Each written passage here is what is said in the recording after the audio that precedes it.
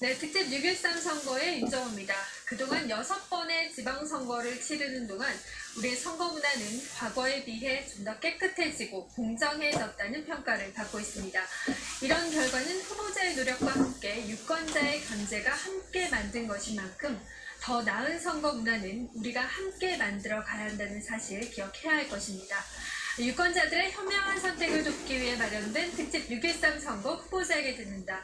오늘은 마포구청장에 도전하는 민주평화당 홍성문 후보 만나봅니다. 안녕하십니까? 네, 안녕하십니까.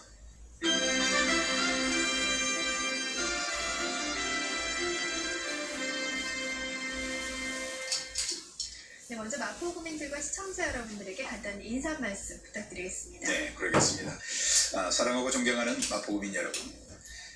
저는 이번에 6.13 지방선거에서 마포구청장으로 출마하는 민주평화당 기호 4번 홍성문입니다. 오늘 이렇게 대담으로 만나뵙게 돼서 대단히 반갑고요.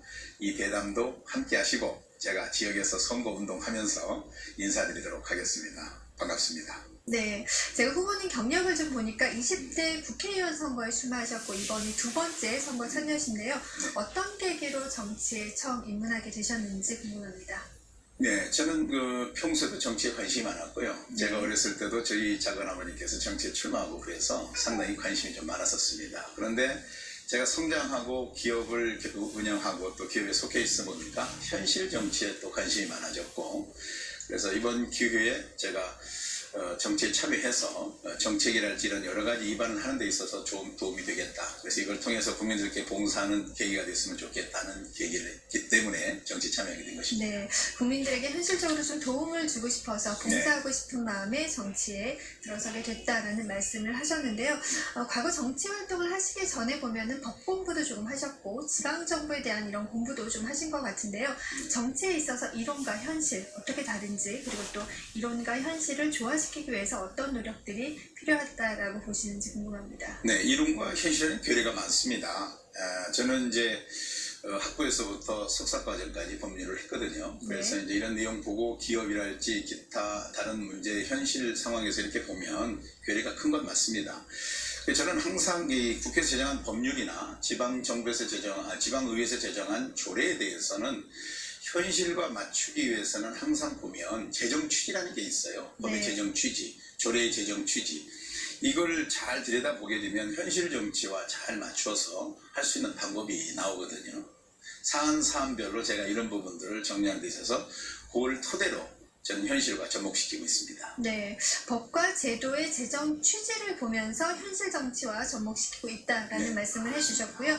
최근 보면은 지방 분권 강화와 또 생활 정치가 강조되고 있는 게 현실입니다. 이런 상황에서 구청장의 역할 뭐라고 생각하시는지 궁금합니다. 구청장은 일단은 주민이 뽑아준 그 단체장 아니겠어요? 네. 이런 분들은 대개 보면은 이제 구청장 자체가 주민의 복리 증진을 위하고 또 주민 생활의 어떤 편리성을 또 우리가 강조하고 있고, 또 더 나아가서 우리가 어떤 획일적이고 행정 편의적인 내용을 지향하고 지역 주민들과 더불어서 함께 살아가는 상생의 사회를 만들어야 되겠죠. 그러기 위해서는 주민 참여를 유도하고 그 주민들과 더불어서 우리가 지속 가능한 협치를 하면서 우리가 가는 것이 구청장의 역할이다, 이렇게 생각을 합니다. 네, 주민의 자발적인 참여를 유도하고 그렇습니다. 또 지속 가능한 협치 정치를 하는 것이 구청장의 역할이다라는 말씀을 해주셨고요. 계속해서 마포구청장에 출마하게 된 계기 또 포부를 좀 듣고 싶습니다. 네, 저희 당은 상당히 작지만 강한 정당입니다. 제가 마포구청장에 출마하게 된 동기는 사실 제가 공부해 온 것도 지방자치, 지방정부에 대해서 공부를 해왔고요. 특히 제가 석사 과정에서는 제가 지방자치법인 조례 가지고 논문을 썼고요. 영국에서 잠시 공부할 때는 지방정부 제도론에 관해서 공부를 했습니다. 네. 또한 저희가 그 공부한 내용들을 그대로 사장시키는 것보다는 제가 우리 마포구민을 위해서 열심히 노력하고 뛰어준다면 그 또한 마포구민의 봉사가 아닌가 이렇게 생각을 하고요. 최근에 또한 우리 마포구에 벌어진 어떤 공천 문제 같은 것들이 주민들의 어떤 몫보다는 중앙정치의 정당들의 이권이 있는 이런 부분의 공천으로 인해서 함량 미달 또는 내지는 도덕적으로 흠결 있는 이러한 후보들이 좀 나와 있어요. 그래서 이래서는 안 되겠다. 우리가 뭐 이미 거론에서는 좀 그렇지만 이명박 같은 분 정권 14번을 우리가 대통령으로 뽑아서 그분이 교도소에 있는 그런 모습도 보았는데, 저는 도덕적으로 좀 흠결이 없고 좀 더 이 마포구를 위해서 소신껏 그리고 깨끗하게 이 마포구를 관리할 수 있는 사람이 필요하다. 그래서 제가 이 홍성문이가 한번 나서서 이 부분에 대해서 열심히 봉사하고 마포구민을 위해보겠다, 이런 생각을 갖고 제가 출마를 하게 된 것입니다. 네, 그간 쌓아온 지식과 열정 그리고 깨끗한 이미지, 여기에 마포구를 위한 열정까지 더해서 마포구 발전을 이끌고 싶다라는 말씀까지 해주셨습니다. 네, 지금까지 민주평화당 홍성문 후보의 출마의 변과 구청장 역할에 대한 생각 들어봤습니다.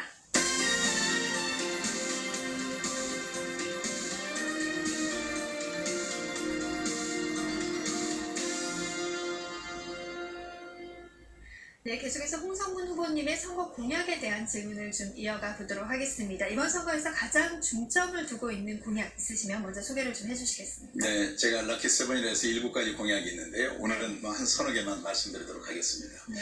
대한민국이 지금 닥쳐오는 가장 큰 국가적 재앙이 뭐라고 생각하느냐 묻는다면 그것은 바로 인구 절벽입니다. 네. 대한민국은 이미 다른 독일이나 내지는 일본 또는 한국으로 이렇게 이어질 때 볼 때 독일은 24년 걸렸고 일본은 21년 걸렸고 우리나라는 지금 19년 걸리는 고령화 사회가 진행되고 있습니다. 자, 그래서 이 고령화 사회가 진행되게 되면 이제 노인 인구가 증가한다는 거고요. 이에 따라서 생산 인구가 감소하게 되면 큰 문제가 되는데, 여기에 더 붙여서 지금 출산을 안 하고 있습니다. 네. 이 출산을 안 하게 되면 이 출산 안 하는 걸로 인해서 인구 절벽은 더 심화될 겁니다. 그럼 우리 대한민국의 인구는 급속도로 감소하고 경제에 종사하는 인구들, 생산인에 종사하는 인구들이 줄어들므로 해서 대한민국은 큰 재앙이 올 것입니다. 그래서 저는 첫 번째 공약 자체를 출산 장려금을 지급하겠다. 그래서 마포구에 3년 이상 거주한 젊은이들이 만약에 출산을 한다면 첫 아이 때는 1,000만 원, 두 번째 아이 때는 2,000만 원, 세 번째 아이 때는 3,000만 원을 지급함으로써 그들이 출산에 대해서 전혀 걱정 없이 준비할 수 있도록 하겠다는 거고요. 이것을 보육제도와 연관시키면 우리 마포구는 아이 키우기 행복한 구가 될 것이다, 이렇게 생각을 합니다. 네, 출산 장려금을 확대하고 또 보육제도와 연계시켜서 네, 출산율을 높이는 것을 가장 큰 공약으로 말씀을 해주셨고요. 인구 절벽이 가장 큰 문제다라는 말씀 해주셨는데요. 노인복지와 관련된 공약도 가지고 계신 부분이 있으신지요? 네, 저도 이 노인복지 부분에 대해서는 역대 정부가 사실은 우리 노인이 이렇게 급속히 증가를 하는 걸 대비를 하지 않았습니다. 네. 대비를 하지 않았다 보니까 우리 노인들이 상당히 어려움을 많이 겪고 있죠. 그 중에서 이제 제가 무료 목욕탕을 건립해 주겠다, 각 동마다 하나씩. 이 내용은 곧 뭐냐면 얼마 전 찜질방 열풍이 수년 전부터 불어서 지역에 있는 작은 목욕탕들이 다 사실 없어져 버렸습니다. 그러다 보니까 저소득층 노인들이랄지 또는 뭐 같이 살고 있는 분들은 또 며느리도 있고 하다 보니까 집에서 목욕하기가 좀 어려운 부분이 많죠. 그러다 보니까 이제 이분들이 사실은 동네에 작은 목욕탕이라도 하나 있었으면 하는 바람을 갖고 있고요. 또한 저는 여기다 맞춤형 무료 노인 목욕탕을 만들겠다, 이런 얘기를 했잖아요. 기존의 목욕탕 같은 걸 보면 수도꼭지력이 너무 높아서 조작하기도 어렵고 물 빠짐이 좋게 하기 위해서 바닥을 너무 사선으로 많이 그어놔서 미끄러짐이 심하고 특히 타일을 붙여놓다 보니까 미끄러짐이 심합니다. 그래서 골절상을 입는 경우도 다반사거든요. 그래서 저는 맞춤형 무료 노인 목욕탕을 짓겠다. 근데 무료 하다 보니까 너무 무상으로만 가는 거 아니냐. 근데 절대 그렇지 않습니다. 70세 이상에 대해서는 무료로 하고요. 65세 이상의 노인들에게는 2,000원. 그 다음 60세 이상의 노인들에게서는 4,000원 정도. 나머지는 일반적으로 비용을 받는 이런 식의 목욕탕을 건립해서 비용을 충당하도록 하겠습니다. 네, 동마다 맞춤형 노인 목욕탕을 구립시설로 두겠다라는 그렇습니다. 공약 내놓으셨고요. 교육과 관련된 공약도 있으신 걸로 알고 있습니다. 네, 그렇습니다. 저희 마포가 사실은 교육문화도시를 추구하는 전임 박홍석 구청장께서 추진했던 슬로건입니다. 그걸 수년간 해오시고 계신데 물론 잘하신 부분도 많습니다. 그런데 저희 마포구가 이번에 이제 지방자치 재정 자립도에서도 노블 세븐에 들어갑니다. 용산구 다음 우리 마포구거든요. 그러다 보니까 강남 3구를 비롯해서 7번째 속한 우리 마포구의 교육 현실은 어떻습니까? 진학률이 너무 낮습니다. 이런 말씀 드리기 죄송합니다만 서울대학교 진학률을 기준으로 삼아볼 때 6 내지 7명밖에 안 들어가는 마포구의 교육 현실은 상당히 심각합니다. 그러다 보니까 중학교 2학년 자녀를 둔 학부모들이 인근 목동이나 내지는 강남 대치동 이런 데로 이사를 가거나 내지는 위장 전출까지 해서 자녀의 진학률을 걱정하고 있습니다. 제가 구청장이 된다면 물론 교육구청과 충분한 협의가 있어야겠습니다만 교장 선생님들 만나고 진학 지도주임들 만나서 저는 이 문제 꼭 해결하도록 하겠습니다.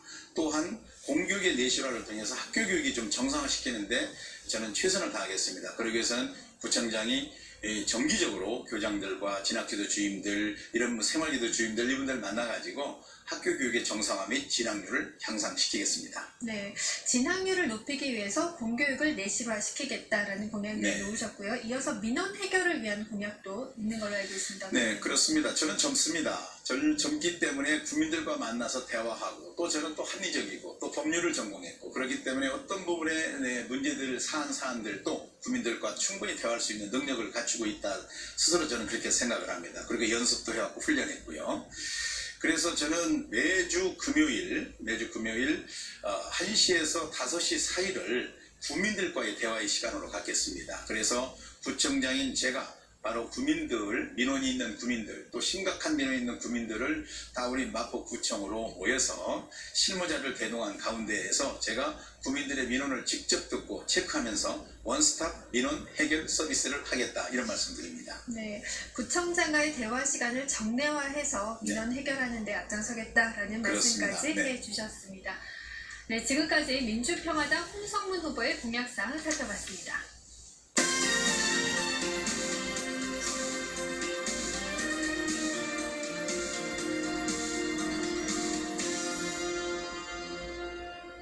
네, 계속해서 마포구 현안에 대한 질문을 좀 드려볼까 합니다. 고양시 덕은동에 있는 그 장례식장 건설 문제가 지금 마포구에서 큰 이슈 중에 하나입니다. 고양시에 위치해 있긴 하지만 이게 길 하나를 사이에 두고 마포구와 이제 인접해 있다 보니까 좀 더 굉장히 반발이 심한 상황인데요. 여기에 대해서 어떤 해결책 내놓고 있습니까? 예, 제가 우리 덕은동 문제, 고양시 덕은동 문제 때문에 9단지, 10단지 주민들 대화하는 현장도 갔었고 만나 뵀습니다. 대한민국이 지방자치를 시작한 이래로 가장 큰 문제점이 뭐냐면 님비 현상입니다. 즉 내 앞마당 뒷마당에는 혐오시설 돌아서는 안 돼 이런 거죠.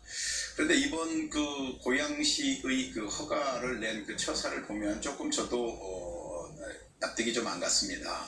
그러나 어떻습니까? 어떤 위법 요인이 없고 행정상 처리할 수 있는 문제면 허가를 줄 수 있는 문제겠죠. 제가 만약에 구청장이 된다면 이 해결점은 제일 먼저 우리 마포 구민들 만나겠습니다.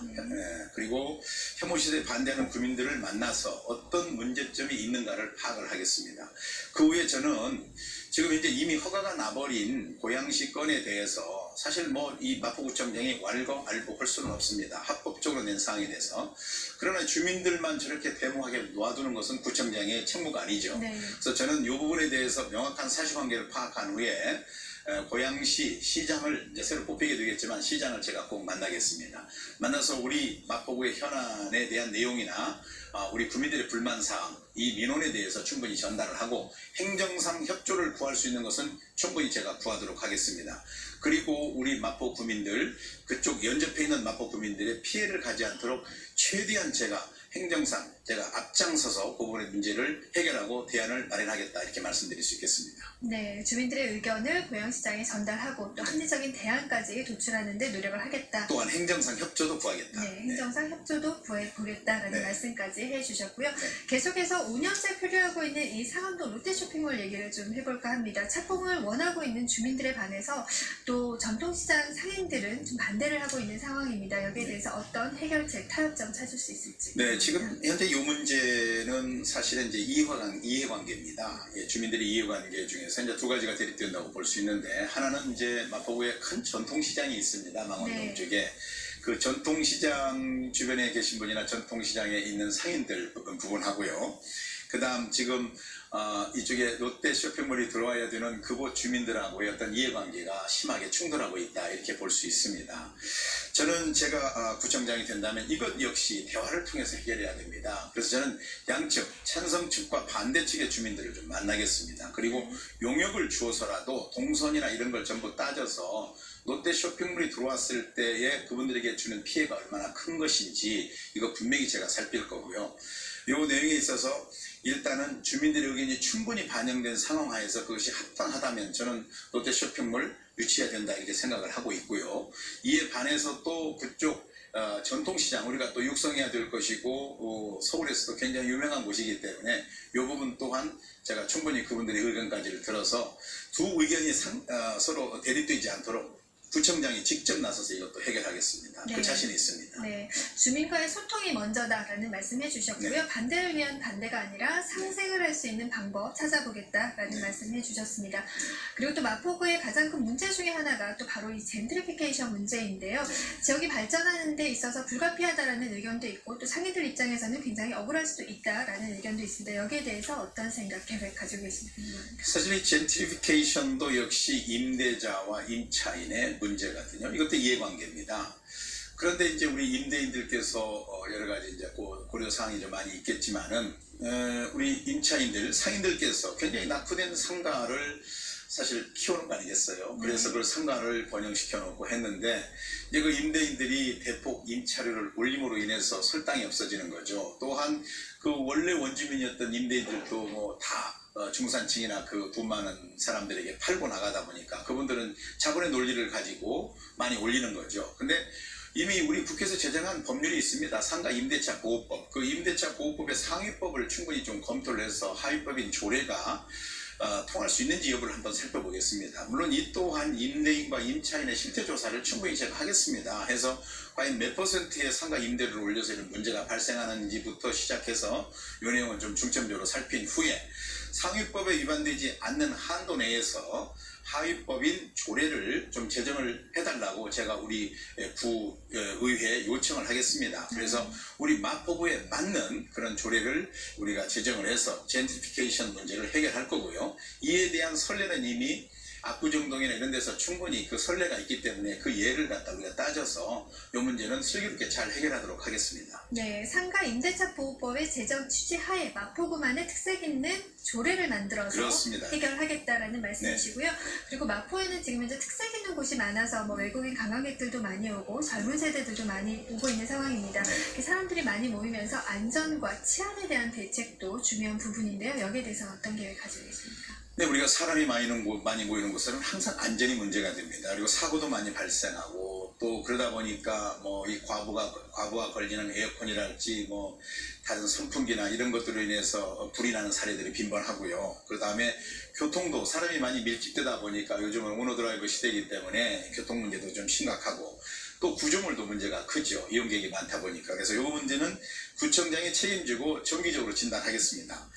치안에 대한 대책은 그렇습니다. 저는 이제 제가 영국에서 공부할 때 보면은 영국도 런던이 굉장한 많은 사람 숫자가 있거든요. 그곳에서 사람 많이 모인 곳에서 사고가 발생하니까 로드 폴리스라 해가지고 길거리 그 경찰관을 그 시간 취약 시간대에 수시로 배치하거든요. 그래서 저도 그렇게 순찰 도는 순환 그 로드 폴리스 다시 말해서 길거리 경찰관을 배치한다는 거 하고 두 번째는 지금 경찰 그 행정구조를 개편하면서 지구대로 모든 부분이 다 깔려가고 동네에 있는 치안센터가 지금 다 공실이 돼서 문 비어 있어요. 그래서 홍대 쪽 부분에서 사람이 많이 모이는 곳, 외국인들이 많이 오는 곳은 치안의 확보를 위해서 그 치안센터를 경찰청 그리고 마포 경찰서와 협의해서 일정 기간 동안 그걸 좀 오픈하고 일정 시간 동안 취약 시간대를 좀이라도 오픈을 요청하겠습니다. 네. 그래서 안전과 치안을 두 마리 토끼를 다 잡겠습니다. 네, 구조물은 정기 진단을 하고 또 치안센터도 마련을 해서 마포구에 안전기틀을 마련하겠다라는 말씀까지 해주셨습니다.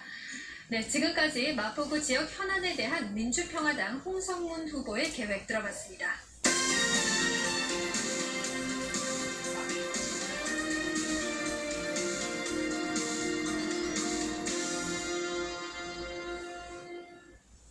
네, 마지막으로 시청자 여러분들에게 하시고 싶은 말씀 있으시면 간단히 한 말씀 부탁드리겠습니다. 네, 사랑하고 존경하는 마포구민 여러분, 오늘 대담 잘 보셨는지요? 이번 6.13 지방선거는 우리 마포구민에게 매우 중요한 선거입니다. 제가 모두에도 말씀드렸다시피 이 구청장은 주민이 뽑는 하나의 그 구청장입니다. 그 구청장이 정치 논리에 휩싸여서도 안 됩니다. 그러나 마포구 어떻습니까? 각 정당, 다시 말해서 중앙 정치를 하는 국회의원들이 바로 지역 정치까지도 너무 깊이 침투해 있습니다. 그러나 구청장은 정치인이 아니고 행정, 즉 주민들을 위한 행정가입니다. 이번 6.13 지방선거에서 마포구청장 선거가 왜 이렇게 중요한 것인가? 왜 중요할까요? 5,800억의 예산을 집행하는 기관입니다. 그리고 40여만의 마포 구민의 공리증진과 생활안전을 책임지는 곳입니다. 이렇게 중요한 마포구청장 자리에 중앙 정치 논리가 작용해서는 안 됩니다. 무엇보다도 구청장은 행정가이기 때문에 저 기호 4번, 홍성문 기호 4번이라고 주저하지 마시고 찍어주신다면 저는 능력과 소신을 갖고 정치해온 사람입니다. 그렇기 때문에 이번 마포 구민을 위하는 일에는 제가 제 이름 석자 더럽히지 않게 명예를 걸고 열심히 뛰고 열심히 노력해서 마포 구민 잘 섬기겠습니다. 여러분, 이번 6.13 지방선거 정당보다는 이 인물로 홍성문에게 좋은 한 표 꼭 부탁드립니다. 감사합니다. 네, 후보님 앞서 말씀해주신 공약들 우리 유권자와의 약속인 만큼 당선이 되신다면 꼭 지켜주시기를 부탁드리겠습니다. 네, 오늘 말씀 고맙습니다. 꼭 약속드립니다. 고맙습니다. 네, 고맙습니다. 네, 지금까지 마포구청장에 도전하는 민주평화당 홍성문 후보와 함께했습니다. 정치를 희망으로 바꾸는 일, 올바른 정책 선거를 응원하는 특집 6.13 선거가 함께하겠습니다. 시청해주신 여러분 고맙습니다.